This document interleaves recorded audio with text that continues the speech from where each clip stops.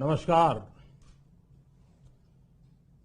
मेरे प्यारे देशवासियों, आज मैं अपनी बात की शुरुआत एक वेद वाक्य के साथ करना चाहता हूं।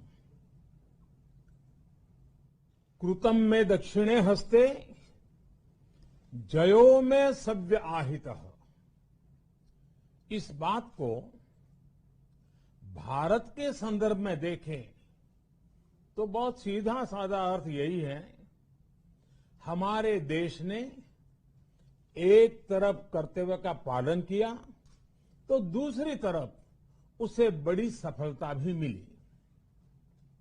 कल 21 अक्टूबर को भारत ने 1 बिलियन 100 करोड़ वैक्सीन डोज का कठिन लेकिन असाधारण लक्ष्य प्राप्त किया है।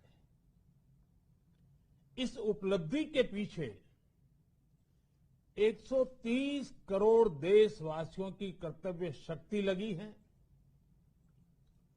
इसलिए ये सफलता भारत की सफलता है, हर देशवासी की सफलता है। मैं इसके लिए सभी देशवासियों को हृदय से बधाई देता हूं।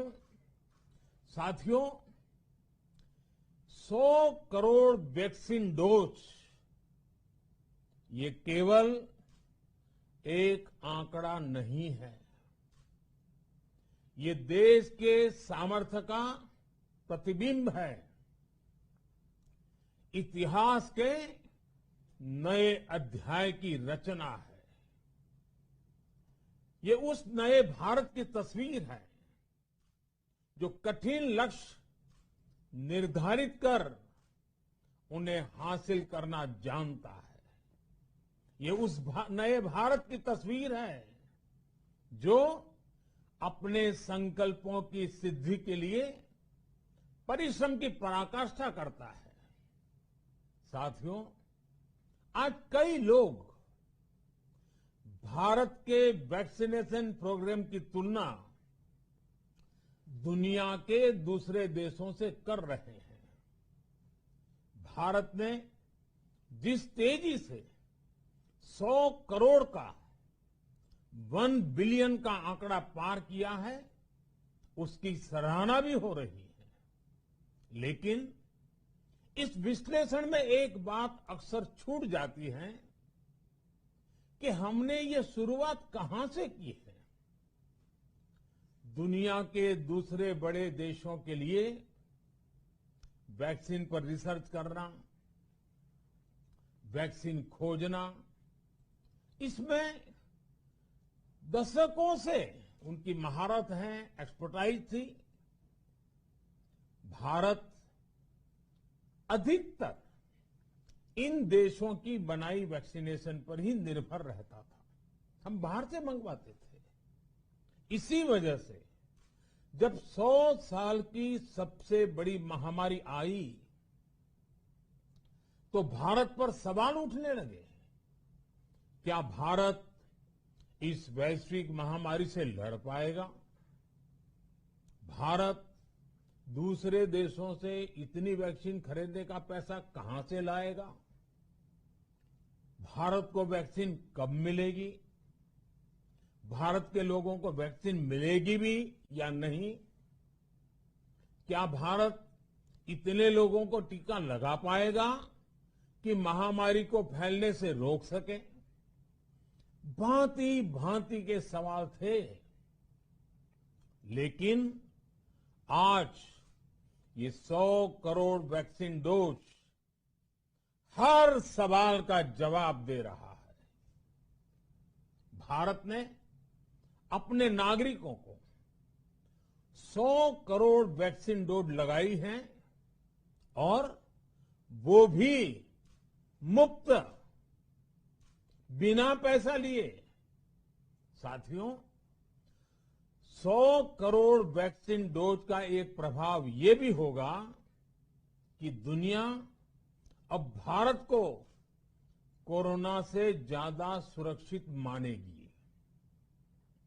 एक फार्मा हब के रूप में भारत को दुनिया में जो स्वीकृति मिली हुई है, उसे और मजबूती मिलेगी। पूरा विश्व आज भारत की इस ताकत को देख रहा है, महसूस कर रहा है। साथियों, भारत का वैक्सीनेशन अभियान सबका साथ, सबका विकास, सबका विश्वास और सबका प्रयास का सबसे जीवंत उदाहरण है। कोरोना महामारी की शुरुआत में ये भी आशंकाएं व्यक्त की जा रही थी कि भारत जैसे लोकतंत्र में इस महामारी से लड़ना बहुत मुश्किल होगा। भारत के लिए, भारत के लोगों के लिए ये भी कहा जा रहा था कि इतना संयम, इतना अनुशासन यहां कैसे चलेगा। लेकिन हमारे लिए लोकतंत्र का मतलब है सबका साथ। सबको साथ लेकर देश ने सबको वैक्सीन, मुफ्त वैक्सीन का अभियान शुरू किया। गरीब, अमीर, गांव, शहर, दूर सुदूर, देश का एक ही मंत्र रहा कि अगर बीमारी भेदभाव नहीं करती तो वैक्सीन में भी भेदभाव नहीं हो सकता। इसलिए ये सुनिश्चित किया गया कि वैक्सीनेशन अभियान पर वीआईपी कल्चर हावी न हो। कोई कितने ही बड़े पद पर क्यों न रहा हो, कितना ही धनी क्यों न रहा हो, उसे वैक्सीन सामान्य नागरिकों की तरह ही मिलेगी। साथियों, हमारे देश के लिए ये भी कहा जा रहा था कि यहां ज्यादातर लोग टीका लगवाने के लिए आएंगे ही नहीं। दुनिया के कई बड़े विकसित देशों में आज भी वैक्सीन हेजिटेंसी एक बड़ी चुनौती बन गई है। लेकिन भारत के लोगों ने 100 करोड़ वैक्सीन डोज लेकर ऐसे लोगों को निरुत्तर कर दिया है। साथियों, किसी अभियान में जब सबका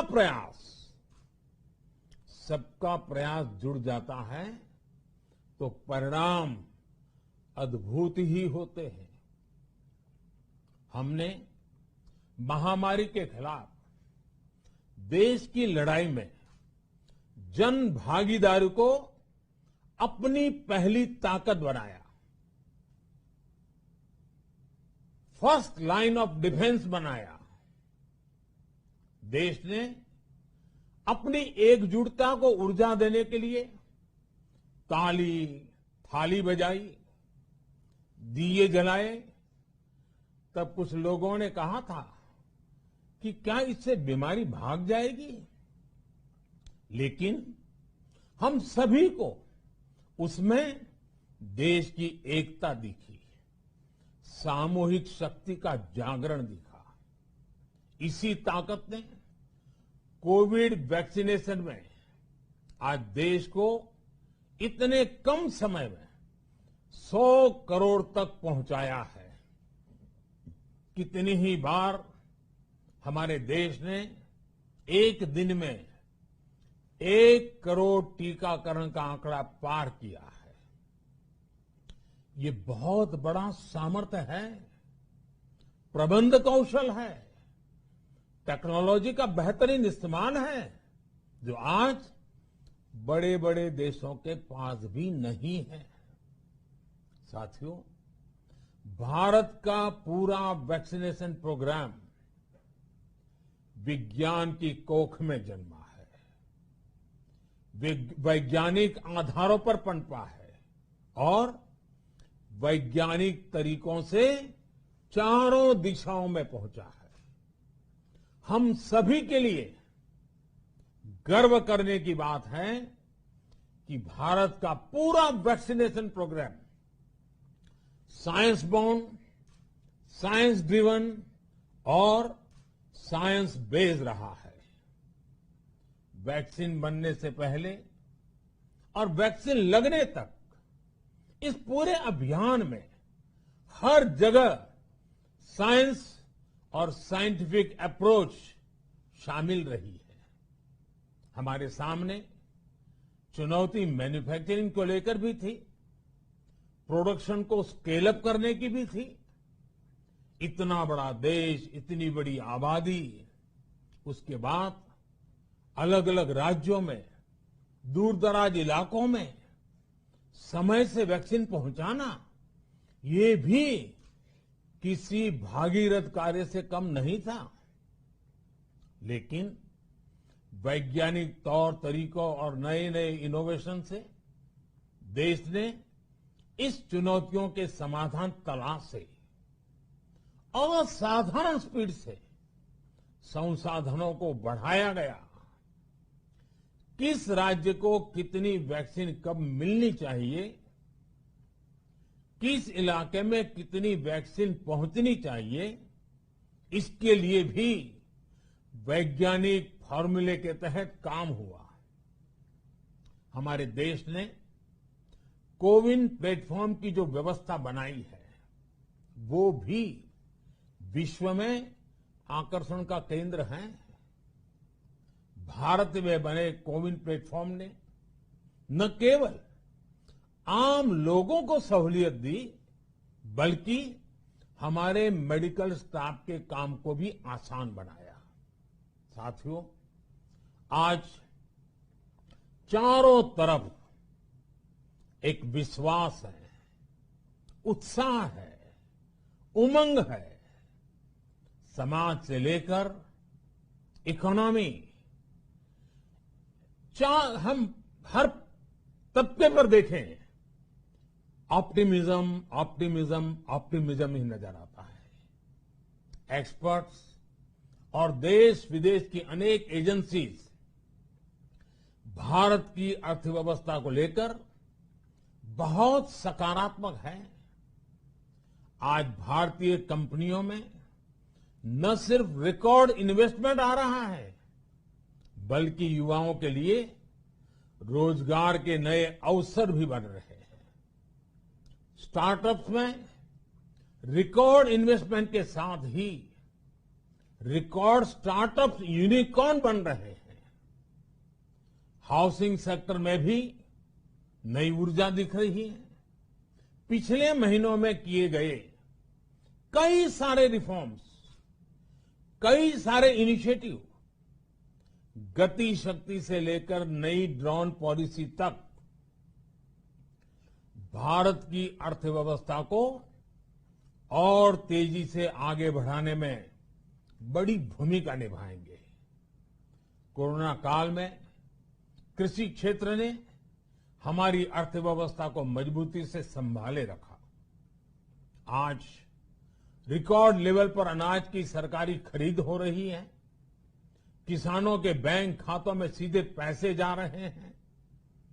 वैक्सीन के बढ़ते हुए कवरेज के साथ साथ आर्थिक सामाजिक गतिविधियां हो, खेल जगत हो, टूरिज्म हो, एंटरटेनमेंट हो, सब तरफ सकारात्मक गतिविधियां तेज हो रही हैं। आने वाले त्योहारों का मौसम इसे और गति देगा और शक्ति देगा। साथियों, एक जमाना था जब मेड इन ये कंट्री, मेड इन वो कंट्री, इसी का बोलबाला था, बहुत क्रेज हुआ करता था। लेकिन आज हर देशवासी ये साक्षात अनुभव कर रहा है कि मेड इन इंडिया की ताकत बहुत बड़ी होती है।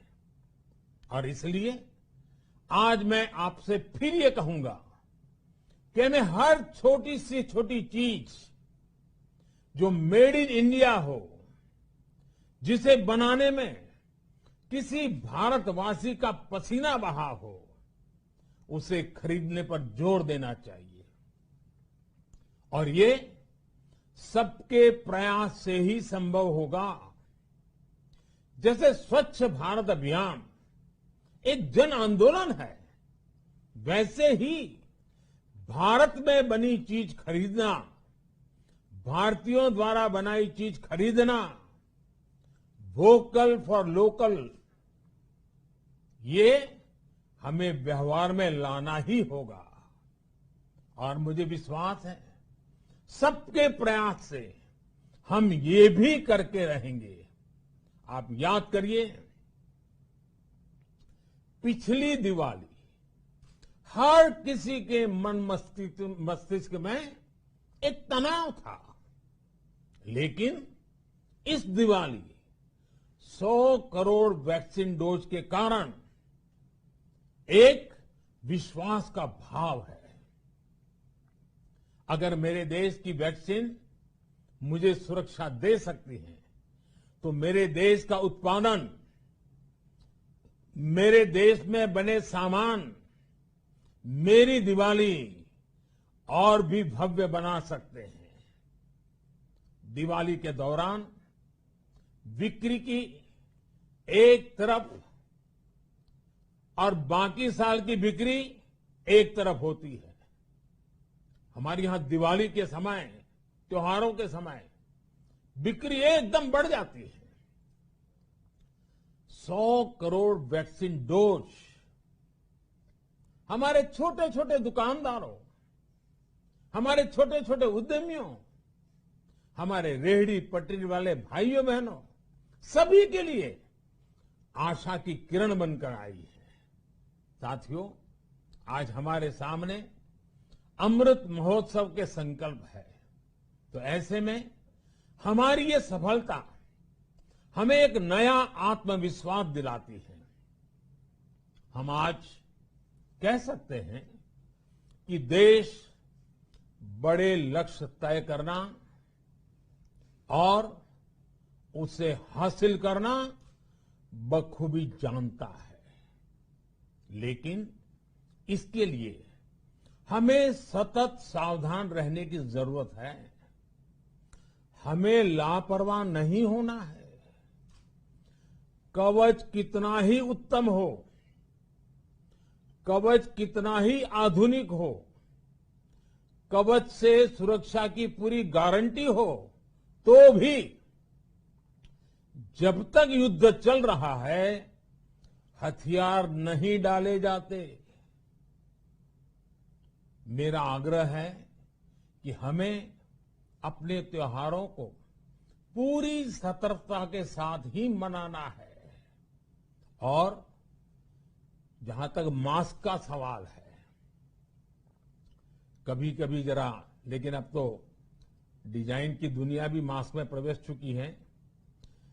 मेरा इतना ही कहना है, जैसे हमें जूते पहन करके ही बाहर जाने की आदत लग गई है ना, बस वैसे ही मास्क को भी एक सहज स्वभाव बनाना ही होगा। जिनको अभी तक वैक्सीन नहीं लगी है, वो इसे सर्वोच्च प्राथमिकता दें। जिन्हें वैक्सीन लग गई है, वो दूसरों को प्रेरित करें। मुझे पूरा भरोसा है कि हम सब मिलकर प्रयास करेंगे तो कोरोना को और जल्द हरा पाएंगे। आप सभी को आने वाले त्योहारों की एक बार फिर